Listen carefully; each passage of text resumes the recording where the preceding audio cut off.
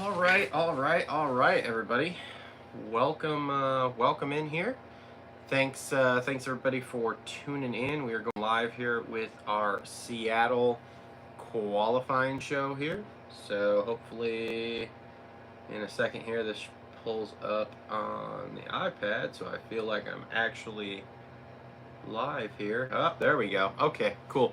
Yeah, what's up, everybody? Give everybody a few minutes to jump in here. Got our Moto E Complete Racing Solutions Yeti here with our beverage of choice, a little rum and coke action. So cheers, everybody. Hopefully everybody's having a good Saturday here. We've got some racing or some qualifying going on, obviously, on the TV. We are back in studio here, not at the race this weekend, obviously. First off, West Coast is just one of those things I just don't have any desire to visit at any point. Number one, and number two here, it's a long ways away, and we're just broke, so whatever, it's fine. So, but anyway, we're going to cover some action here. So in Seattle, and this is usually a race that we're used to seeing mud, and today's not really much different.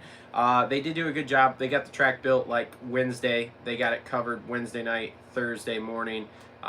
So we have a racetrack we can actually race. There's the rain. There's not supposed to be any. Here we go with our A group start here for 250 A group. And look at Shimoda ripping, drifting. Off he goes to the races. So, yeah. So anyway, so the track is wet. The track is soft, per se, which is nothing new for Seattle here.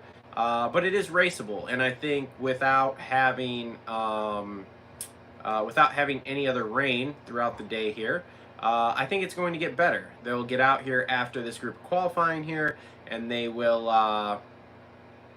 go ahead and get everything cleaned back up really, really well, and make everything look good, make everything I think a lot better. I think by the time we get around to racing tonight, it's gonna be a decent racetrack we'll go with, which compared to the nonstop rain we saw kind of last week after the race that we thought we were going to get here, it's a big plus. So thanks everybody for tuning in. Thanks everybody for jumping in the chat room there. If you guys do have any questions or anything, make sure to hit the comments there. Give us a thumbs up. Really helps us out here. And yeah, we'll go ahead and we'll get this rocking and rolling here. So the one thing is that the track was at its best point with 250 Group B right off the rip this morning. So Mosman currently has the number one qualifying time with a 51 whatever. They were much slower there in session 2. So yeah, he's probably gonna be your top qualifier. No big deal there. What's your favorite classic American car? I am a... that's rough, because I do like some of the old... I'm a big Chevy guy, so I do like the old 69, like the first gen Camaros. But I work with a local shop who's built a couple of second gen Camaros that are just absolutely amazing. And I do like old Chevy trucks, like the 50s Chevy trucks are sweet too when they're all done up. So I have a lot of options there with that. But thanks, Cadillac fan, for tuning in there. So anyway, getting back to the racing stuff here. Yeah, so it looks like Mosman's going to qualify number 1, which is crazy. And then you've got what is it, Cullen Jurin or whatever, who's also a local boy, who's going to qualify in 3rd, just because he was in B group and the track was really fast when they got started. Track has slowed up a lot now. Now Kitchen was number 1 qualifier for A group in the first session here. And it looks like Shimoda's up top right this second with a 52.8. So we'll see if anybody can dip into those 51s. It would be really interesting to see. The Michael Mosman thing is such a strange thing because it's been so up in the air and so weird for everybody here as to what was going on. Did he have a deal? Did he not have a deal? Was he hurt? Was he not hurt? Was he going to Triumph? Then all of a sudden he's doing Star Yamaha. So but then he's not racing the whole series. But now it's a 2-year deal. So it's such a riddle wrapped in a conundrum. wrapped in just a mystery there, and that's pretty much the way Mosman is. Cadillac fan. First and second gen Camaros, when they're done up correctly, are probably my favorites, and then we'll get into like the '50s era Chevy trucks, so we'll go with that. So be interesting to see if Mosman's changed the stripes. Not a chance. He's been down twice in qualifying already, which is partially track dependent because this track is slippery as shit. You can just watch it. It's muddy, and this dirt's always a little bit more hard packed, this moon dirt, which means the way it is, because it's not full blown mud, but it's not dry. That makes it greasy. So it's gonna catch people tonight. It's gonna catch a lot of people. Wearing your VRM t-shirt today. Hell yeah, brother. Nice. So thanks everybody who's tuned in here to the live stream. Hopefully everybody's having a good Saturday with your adult drink of choice here, as I have mine right now. Oh, that was almost a big one by RJ there. He almost did make that. Gotta love RJ. All right, so we're back on the West Coast here, which means we've got Shimoda, Kitchen, RJ Smith, all of those guys, all the old guys. And one of the funny things that somebody pointed out this week in one of the shows I was listening to that I guess I didn't even think about. Shimoda's been in the 250 class for like 5 years, which is crazy to think that he's been racing the 250 class for that long. It's absolutely wild. Now, I also heard this week from a certain Shimoda realist that, well, now he's to the point that he's basically out of the championship here, so he'll probably start winning races because that's what Shimoda does. But also crazy to think that we think of him as title contender and he's only won one Supercross race, which is nuts. He definitely is a lot better outdoors. But again, I'm really starting to get into the impression that he will not probably win a title, because when the pressure is high at the beginning of the year, he can't put it together. Now, there was a lot of talk this week too about, if you went back and looked, he actually had like some of the fastest lap times in those early races. He just cannot get a start. Which is crazy. It's really crazy to think. So there we go. We already saw it there. Kitchen already had a bit of an off-track excursion right there. I'm telling you, these slick conditions. Oh, there's RJ down. No surprise there. Is going to catch a lot of guys here tonight. A lot of guys. It's going to be a bit of a survival if the track doesn't get dried out and they don't get it scraped off enough here going into the night show.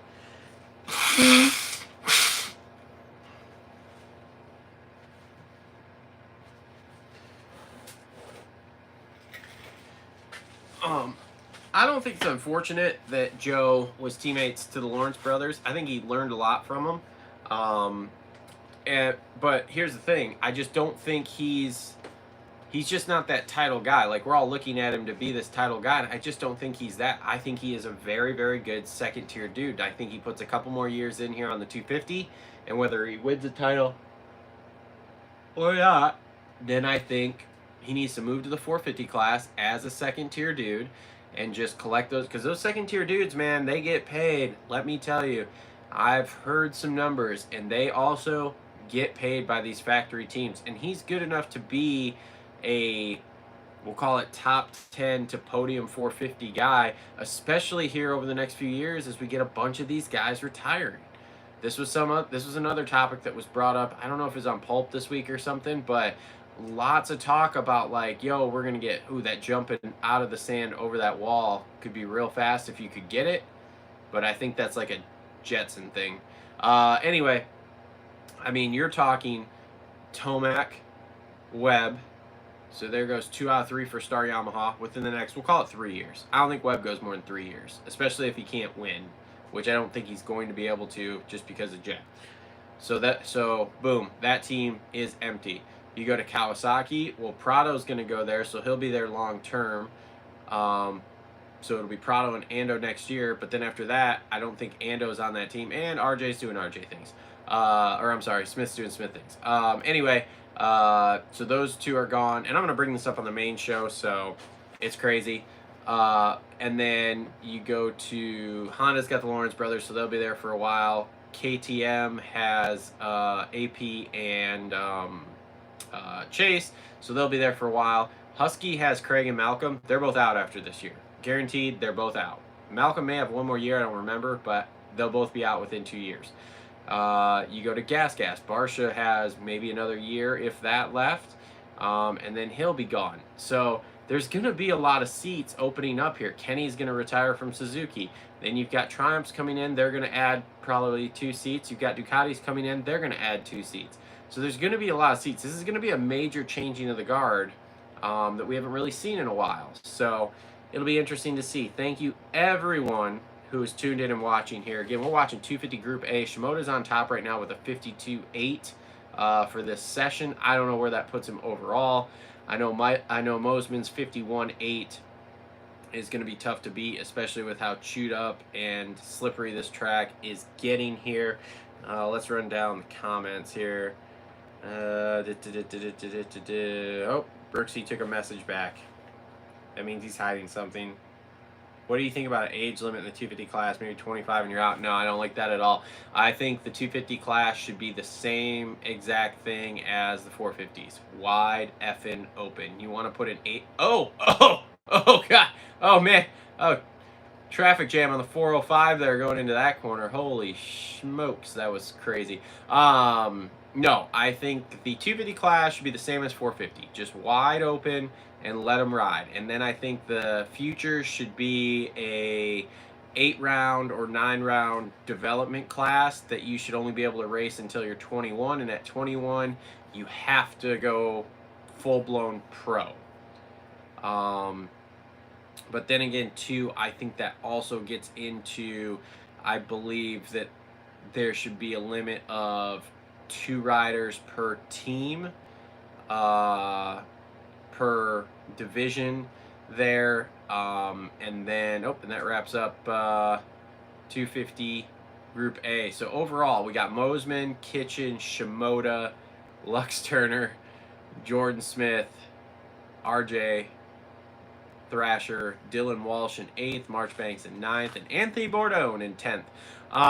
No, I think the way it should work is I think you should have the futures be, like I said, somewhat of a development class that is only half the year, because it's basically the only thing that's happening right now is they just don't have 8 or 9 rounds of it. That's all that's happening to it. Outside of that is full-blown development for the factory teams. That's it. You and me are not buying a bike, going out riding Supercross, saying, "Oh man, we're pretty good at this. We should go in and register." Like, that's not how it works. You have to be invited to it anyway. So we might as well just make it an official development class for 16 to 20-year-olds. We'll call it 16 to 20. We won't even call it 21. 16 to 20-year-olds, and do it that way, so that then that way, whenever anybody comes in, and then the teams again should have a limit of 4 riders per team, but the 250s and 450s should be national classes that race every single weekend, week in and week out, and do it that way. And then they need to redevelop the Arena Cross in as a development league for guys who have aged out of the what's it called, of the futures program, but aren't good enough to be on a team. And then the teams should support a sub-team, or, like what do you want to call it? A minor league team that is in the Arena Cross series, and they can bring those guys up if someone gets hurt. But then Arena Cross should be the way Supercross is right now, where anybody can buy a bike and show up.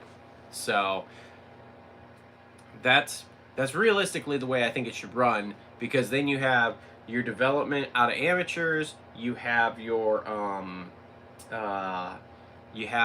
kind of semi-pro league, we'll call it, and then you have the big leagues, which is what we are at right now. And I mean, I love the privateers just as much as the next guy, and I know I'm going to catch a lot of hate for this, but that's the way it should roll. And I'll bring this up on the show tomorrow, and we'll talk about it a lot. So anyway, thank you to everybody who is tuned in here. Again, we are watching qualifying 2 here from Seattle, and Interviewing Shimoda, he was fastest in that session. I believe he was third overall fastest because the track is getting slower. So we'll see what happens here with once they get everything scraped off and redone for tonight. Let's see here. Yeah, Joe Star would be his best bet in 450s. We know he won't get a premier ride at Honda. Probably not unless Ducati comes in and buys the Lawrence brothers away from Honda, which could happen. That's kind of a conspiracy theory. Agree on 250s, although a 125 like they do in MXGP for development wouldn't be a bad idea. 125 is fine. You should have 125 development for outdoors that they can race from 14 to 16. Like we used to do the 125 Dream Race. You should do that with 125s for a development series outdoors for these guys.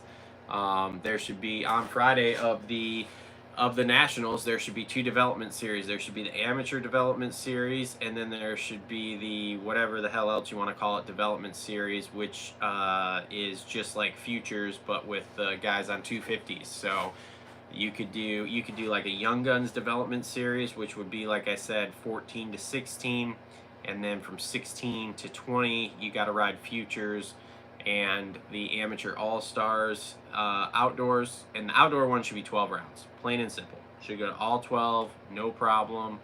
Do it that way as opposed to doing like 2 like we're doing now, and make it a championship. Get these guys used to riding.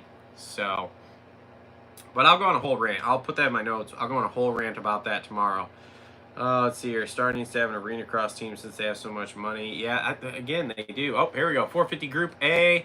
And Jetson slides through the turn, and there goes Webb keeping it tight. Now, one thing with Webb here, Webb likes to keep those really tight keep real tight to the bottom, but the bottom of a lot of these bowl turns is legitimately just a mud puddle. So he's going to be limited as to how deep I think he can go in these corners tonight. So it'll be interesting to see. So Eli was on top in the first session, which was interesting. Didn't really see that coming. Like, he's been spicy and he's been pretty decent, but I don't know that I saw that happening. I like that they put Webb in this obnoxiously bright yellow gear for this race. Hey, we want to be able to see you the whole time, so we'll see how Webb does. I think Webb's a little pissed off that he's now 21 points down. Jet tonight, everybody's going to freak out and say, oh, Jet sucks in the mud, whatever. I don't know that Jet necessarily sucks in the mud. Somebody pointed out to me this week, well, he came into Des Nations in 2018 on the 450 and rode in the mud there pretty okay. I think it's literally a night-by-night thing with these guys, and it happens. You know, it's not necessarily you're super good or super bad at mud. I think literally you show up with either a good or bad attitude, and that kind of triggers the way the rest of the night's going to go. And even if you show up with a good attitude, oh, Jet going to go over this wall. Nope, right into it. Well, that was unfortunate. I don't think that thing is big enough yet. Ooh, look at that. He did pump that out of that corner though, because that rut is dug out enough. This is the little stuff that Jet does that separates him. The things they're showing there, and I know there's been a lot of guys trying to jump over that wall, but Jet's the kind of guy that can get light enough and force that bike in enough to make that clean over that wall. So anyway, yeah, so Eli up top there in that first session was really, really interesting. Whoa, easy on that scrub there, Jet. Let's see here. Oh, well, he tried. It was closer. It's getting closer. He's trying it. He got that jump again, and he goes 3 over the big one and 3 into the corner. Yep, that's good. He clanked it, but he'll clean that up in the next couple laps, and then that'll be really fast. So, yeah, like I said, I don't think Webb is super stoked that he's 21 points down. He didn't have a great week last weekend. Oh, wow. He almost died. That was almost bad, and that's the kind of stuff that will jump up and get him. I think, I think the little birdies in Jet's ears tonight are just going to be like, bro, we've got a 21-point lead. There goes the top with a 53.446. I think they're going to be like, hey, man, we got a 21-point lead. Like, don't freak out. If stuff's not going your way, it's not a big deal. You're still going to be, you would literally have to get like 18th position tonight or something to lose this points lead or even close to it, and Coop still has to win. So at this point, I think it's just like management mode for tonight on tracks like this. So one of the things they pointed out earlier in the show is that all except for one more race is an outdoor stadium. And it's St. Louis next week is a dome, and then the rest of them are open air, which sucks so bad. I'm so tired of mud races. Now, let's see here. HRC and Lawrence has made a wrong suspension setup in the early mud. That's not a surprise. Who saves a knack-knack in the whoops? Let me tell you who. Jet F and Lawrence saves a knack-knack in the whoops. Like, that was incredible there. I like the fact that they have made... They built the track a little bit in ready for the rain because they knew they were going to get it. Like, instead of a triple, we got ourselves probably a 55-foot double there, which I think is fine. These rhythm sections definitely don't look super mellow, but they're mellower, we'll call them. I am a bit surprised we have whoops, but I guess they must have thought because they were getting it built early enough and covered that they could keep them pretty good, and they are okay. There's still kind of a toss-up between jumping and skimming, which I think is good. The wall afterwards is a bit of a maybe we should have changed that just because of how wet it is. But overall, I think this track's okay. I think it's going to race okay with everything here. Look at Hunter in second with a 53.46. Yep, somebody down there. Oh, is that Benny? I don't think that's Benny. I think that's, is that Benny? Oh, that could be Benny. I thought he had a broken collarbone. I'm so confused on these collarbone things. You got Cody Shaw breaks his, has a backpack on the next day, gets surgery, doing push-ups right after surgery. Week later, he's racing. Now you got Benny, broke his collarbone last week, and now he's racing? What the hell's happening here? I don't understand. Apparently broken collarbones don't matter. Thank you, everybody who's tuned in and watching. I really appreciate you guys listening to me ramble on here for 30 minutes while we're watching these qualifying sessions here. Here is Mitchell Oldenburg.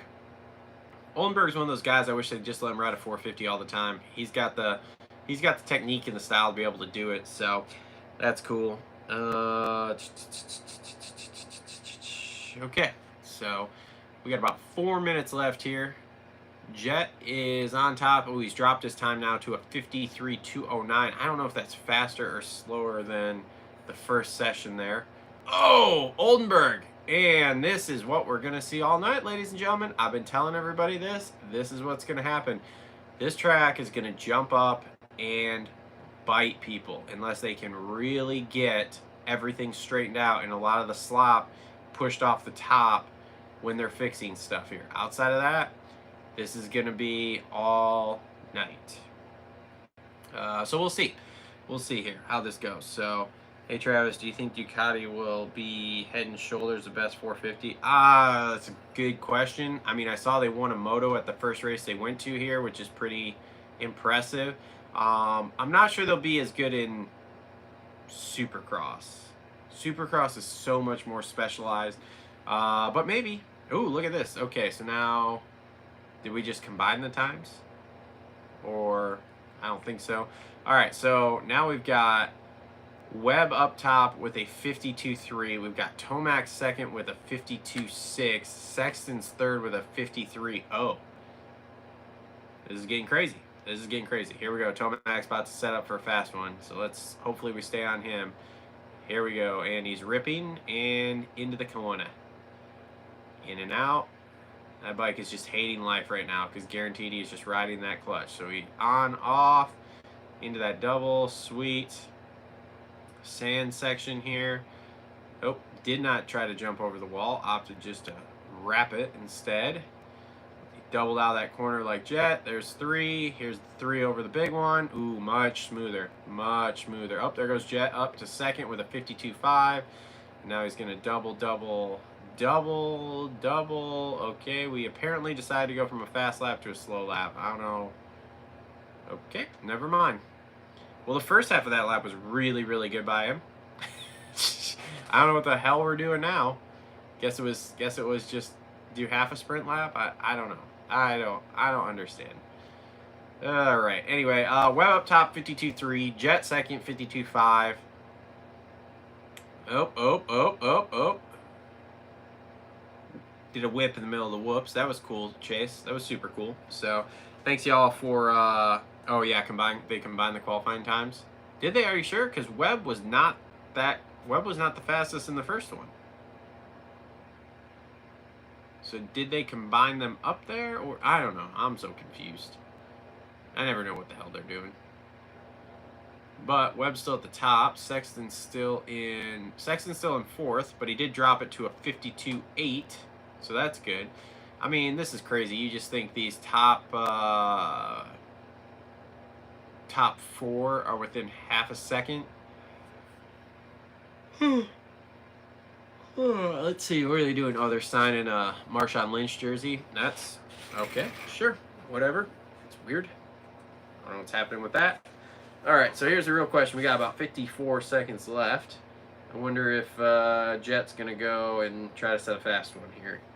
Let's see. Who do you guys think's gonna win tonight? Let's go with that. You think Jet gets it done in the mud and shuts everybody up, or oh, there we go, wheel tap into the whoops there. That was he's on one, so let's see how this works here. All right, and let's see. Nope. Oh, yep. 52-1. Wow, and that was not clean. Those last few corners we watched was not clean at all. And he still goes to the top of the 52-1. That's impressive. So, anybody think Jet doesn't get it done tonight? I mean, this track can jump up and get anybody at any time, but Jet chased Kenny. I mean, it's hard to argue that.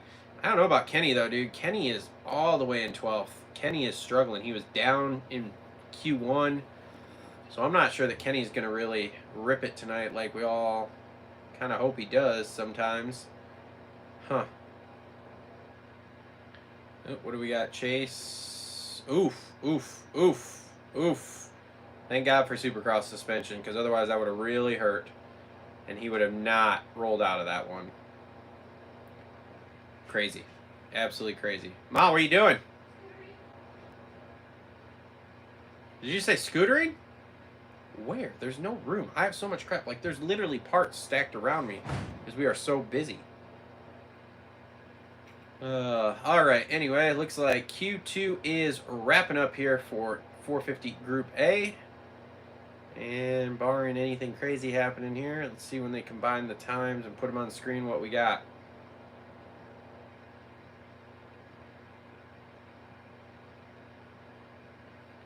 It's great radio. It's great radio. Who you guys think is going to win 250 class? I've got... Man, I'm just going to have to bet on Levi. I just think it's going to be Levi who's going to get it. All right, so overall qualifying. So Jet's on top with a 52.1. Tomac with a 52.3. Webb 52.3. Sexton 52.8. So top four in the 52s. 5 through 8 is in the 53s. And then 9 and 10 are 54s. So... all of them within 2 seconds of each other. So that's crazy. All right, thanks everybody who has tuned in here. Really appreciate you guys. Make sure to like, comment, subscribe down there. Comment who you think is going to win tonight. Will the track get better? All that kind of good stuff. Appreciate you guys tuning in. We'll be back next week again with well, we may not do a live show next week. It's Easter weekend, so I may have Easter egg hunts and stuff going on Saturday. So I'll watch the race, we'll do the race reaction, we'll do a main show after that, but the actual, I'm not sure if we're going to do a live show next weekend, just because of the holiday, so we'll see. I'll let everybody know, but thank you all for tuning in, really appreciate it. We'll see y'all on the reaction show later.